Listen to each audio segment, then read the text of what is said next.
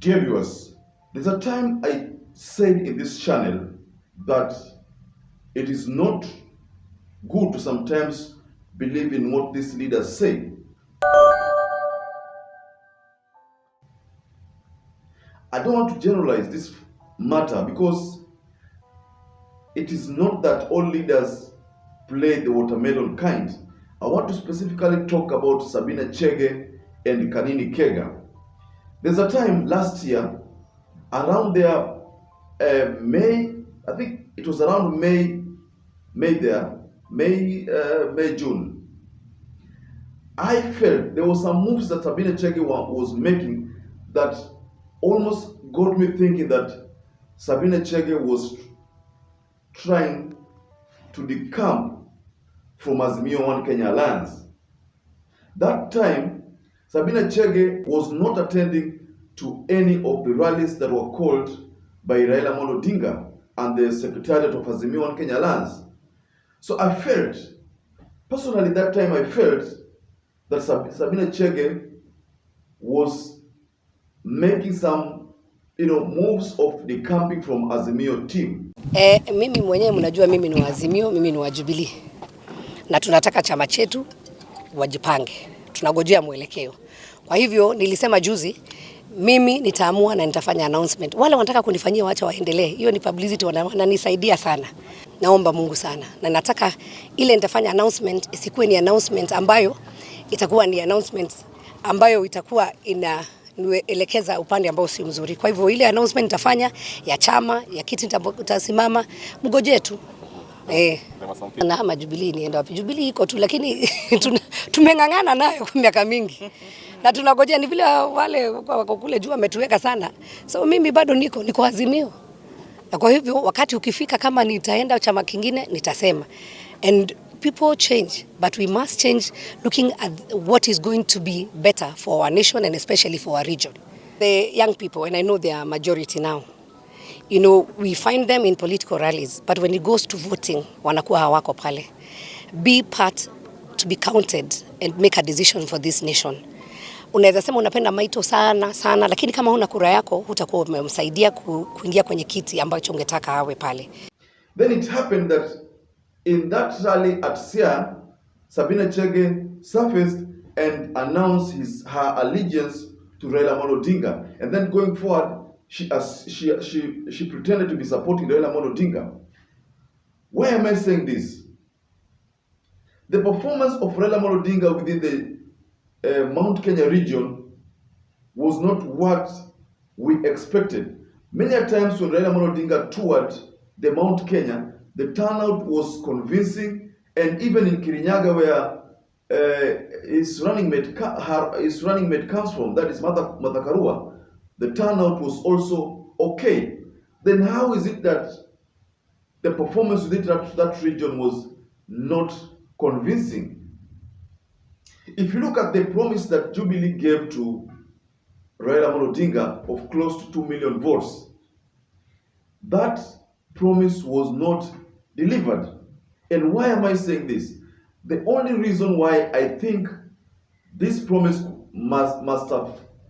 could have shown, the reason why I feel that the votes which Raila Odinga got from the Mount Kenya, according to what Chebukati declared, are not the exact pictures, because I feel that someone could have engineered that kind of turnout.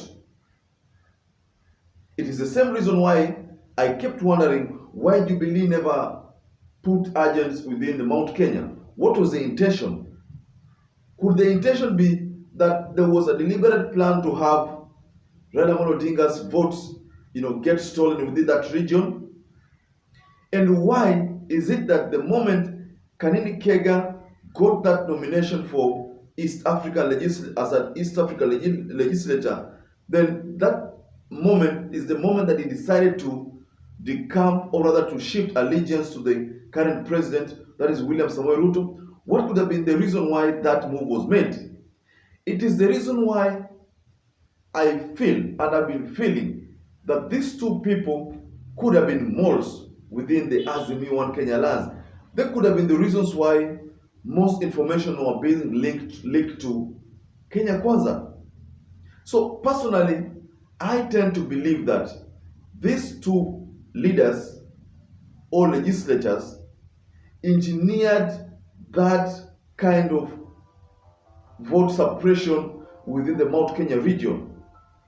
It is not possible that even in the Mount Kenya, Gatundu South, where the president himself comes from, again, Raila Odinga underperformed. It is not true that within Kirinyaga, Raila Odinga underperformed. The only reason why I believe that underperformance could have been is because of these two leaders. These two leaders, I suspect, played a key role in engineering vote suppression within that region. You cannot tell me that a bigger party like Jubilee could not have put agents within Mount Kenya. What was the reason behind that? I still maintain, and I think I tend to agree with what Babu Wino said, that something could have happened within the Mount Kenya region. Haiwezekani kabisa kwamba hii eneo lote la Mount Kenya hati agents hawakuwekwa. Haiwezekani. Na kwa nini Sabina Chege alingoja kwamba apewe hiyo nomination ya Senate, alafu kwa nini Kege apewe hiyo nomination achaguliwe kama East African legislator, then hapo ndio agundue kwamba kumbe Raila Odinga hafai. Ingewezekana vipi?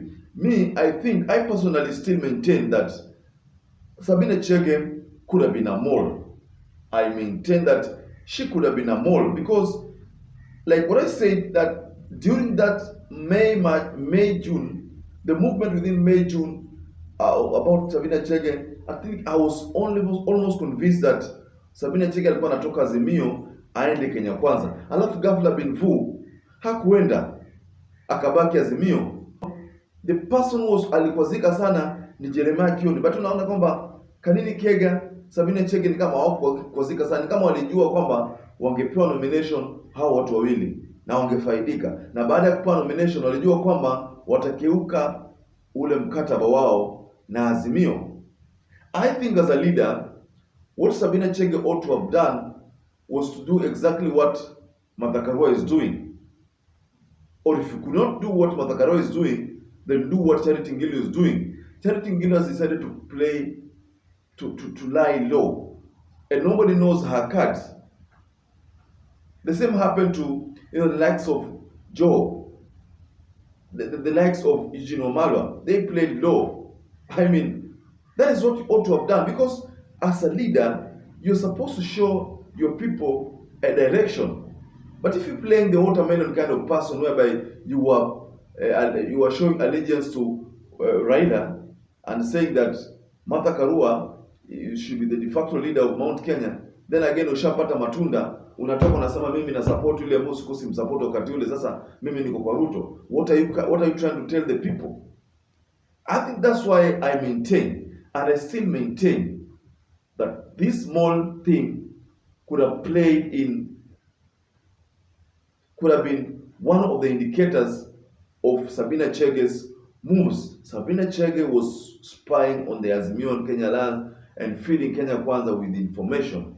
Perhaps that's the reason why Kenya Kwanza could do whatever they did within the Mount Kenya region. Ladies and gentlemen, kindly share what you think about our topic today within the comment section. Once again, I'd like to urge any visitor, any viewers who subscribe to this channel, to please consider subscribing to YOLENO TV. Once again, thanks so much for those who will be supporting us, and may you stay safe, stay blessed until we catch up again in our next analysis.